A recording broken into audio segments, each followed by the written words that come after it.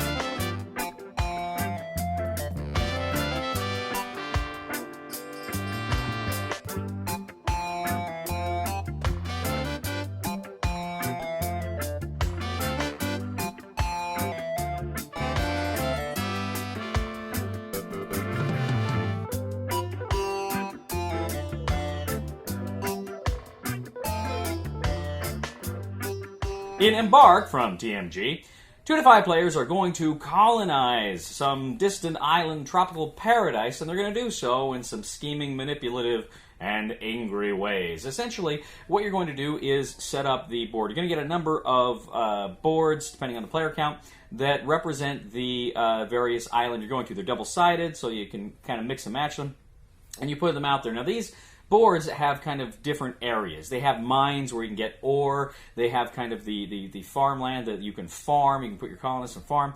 You have kind of an explorer track where you can move explorers along to kind of find new and interesting things and unlock certain other elements that occur on the island as well. Now, in front of these, at the very front of these player boards, you have letters. You have like A, B, C, D, E, F, all the way down, I think, to like K or something like that. What you're going to do is put those down lay them down side by side, and then you're going to place cards that with boats on them in each of those slots, those A, B, C, D, each of those slots.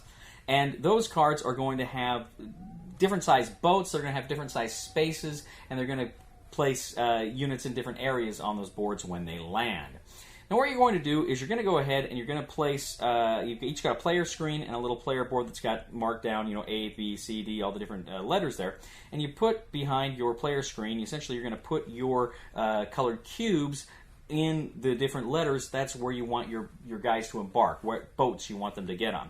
Now, it's important because, as I say, those spaces represent certain areas on the board. You have different kinds of colonists, and each of the spaces on the boats represent what kinds of colonists you're putting on the island. Now, for instance, you have colonists. Now, these are the guys that are farmers. They're going to go to the farmland, they're going to farm. This is important because you have to have 4 farmers on there in order to create a farm. And once they create a farm, they're safe, they can't be touched, but otherwise they're vulnerable. So it may take you time, considering most of the boats don't have 4 slots, or even 2 and 2, that you can get a farm on there immediately. So you're going to have to build them up over time. You're also going to have miners. Now, miners, of course, they're going to go ahead and go to the mines. When you go to the mines, that's going to let them mine the ore. They're going to take the ore tokens, which are going to be worth points at the end of the game.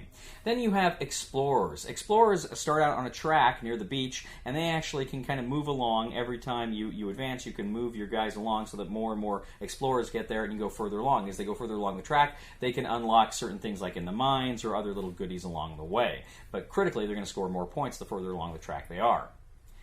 Now, you also have the captain, and the captain can essentially do anything, any one of those 3. He can be a colonist, he can be a farmer, he can be a miner, he can be an explorer.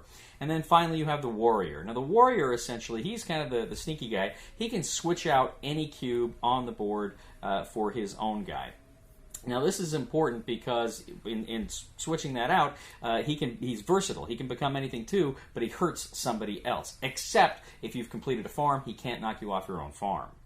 Now, simultaneously, you're going to go ahead and you're going to reveal what boats you're in. And then one at a time, you're going to take turns in turn order, placing your guys where you want them on that letter. Now, you can pick which spot you want them to, but it has to be from that letter.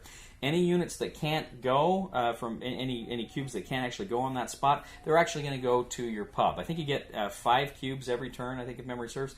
And then they go back to your pub, and your pub's a reserve. You can bring them out in addition to those 5 every round thereafter. Now, as you're going around and doing this and placing your guys on the board, you also have, what you get at the beginning of the game, your own kind of unique card that gives you certain abilities. Sometimes it lets you play dirty tricks on people, sometimes it protects you from certain other effects, but you've got this kind of unique special power that nobody else in the game has. This is selected at the beginning of the game. So each round, you go around and around, kind of fighting for the locations you want on the boat that's going to take you to the places you want on the island. So you're going to go ahead and kind of fight over these spaces. Sometimes you're going to get knocked out. Sometimes people are going to take spaces you need desperately in order to complete what you're trying to do. Now, very last, you have the island phase. Now, at any time, as soon as you complete a farm, you immediately get a certain amount of points, but you get points in other ways during the island phase.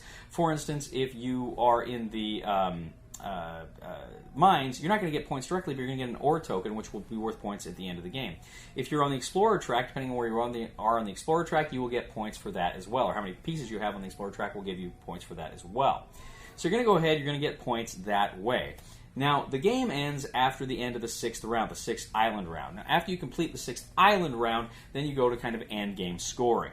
Now, for endgame scoring, what you're going to do is go ahead and you're going to see if there's any unlocked bonuses that you get, points that you get for that. You're also going to go ahead and add up how many ore tokens you have from the mines. Those are going to be worth a certain amount of points there as well. And you're also going to get a certain amount of bonus points based on how many farms you have. The person who has the most farms gets the most points, the second most, etc., etc., etc. So you're going to go ahead, you're going to count up all the points from all of these various methods of which you gain points, and whoever has the most points wins. Embark. So I have to tell you, this game, just looking at it generally, is not my favorite kind of game just to look at it. But I was interested in it, I was intrigued by it because of the designer, Philip Duberry, who has created some of my absolute favorite games. If you watch the channel at all, you know I love Courtier.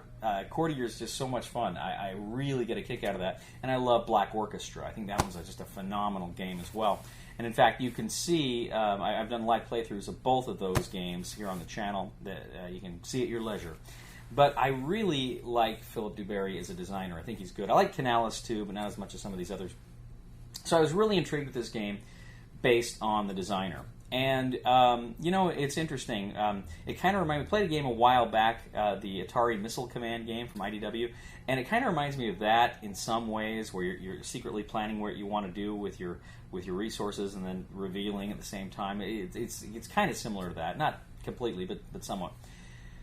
But this is a kind of a very Euro-y game. Obviously, it's a game of resource management, but there's some meanness here. There is some take that, a little bit of take that. I really like the individual power cards. That mixes it up. That gives it the sugar and the spice that it needs. It keeps it from just being samey every time.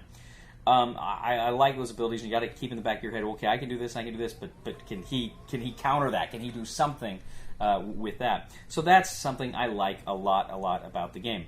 Overall, I enjoyed this game. I didn't love it. It was a good game, but it's a good light Euro game. It's not very long, maybe an hour tops. So that's good, and it's not a hard game to learn either.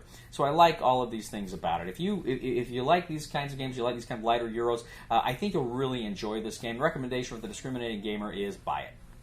Thank you once again for joining us today on The Discriminating Gamer. As always, we ask you to please leave a comment for us on YouTube, on Board Game Geek, and our Facebook page on thediscriminatinggamer.com. We ask you to please like us on Facebook, subscribe to us on YouTube, and follow us on Twitter. We are The Discriminating Gamer, and I got to tell you, ladies and gentlemen, I came up with a little song. Embark, embark, embark for your life. Embark, embark, you may find a wife. Embark, embark to the colony. Embark, embark, my name is Cody. Please somebody help me on my feet again. And I don't know where I'm going, and I don't know where I've been. Please somebody help me on the solid ground. It's a long time, and I'll be dying. Once a year I wind up in the band. Before me. I just get to place one beforehand. It doesn't say it's his turn. It's not as his turn? No, it just says he gets to place. He just gets to cheat. This guy.